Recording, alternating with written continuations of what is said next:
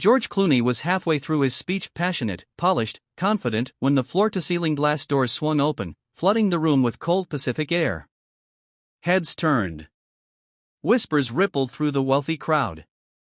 And there, framed by the lights of the city he once called home, stood Senator John Kennedy, his expression unreadable.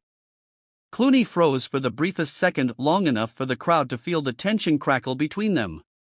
No one knew that the moment would end with a gesture so unexpected it would silence both supporters and critics alike. It began earlier that afternoon.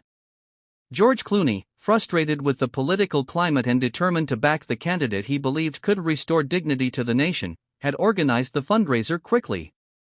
He gathered Hollywood donors, studio executives, philanthropists, and activists, people who admired his voice when he spoke about justice and fairness.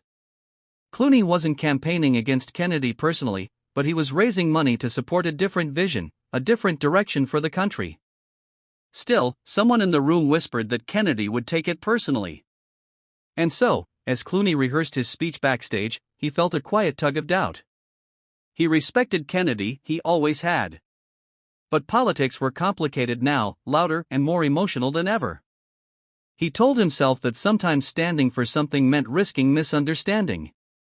But when he stepped onto the stage and saw the packed, glittering crowd, his confidence returned. The microphone warmed beneath his hand. "If we want a future we can be proud of," he began, "we have to stop pretending politics is a spectator sport. Tonight, we're not just raising money. We're raising our voices." The applause felt good, steady, affirming. Clooney went on, speaking about unity, compassion, and the importance of supporting leaders who could guide the country through turbulent times. But then the doors swung open. People gasped as Kennedy stepped inside.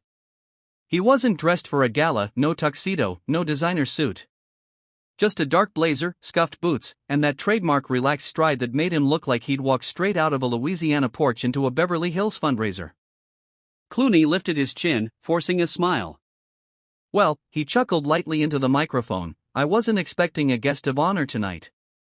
Laughter flickered through the room. But Kennedy didn't smile. Instead, he approached the stage slowly, weaving between tables covered in crystal and gold. Every eye followed him. When he reached the front, Clooney stepped down.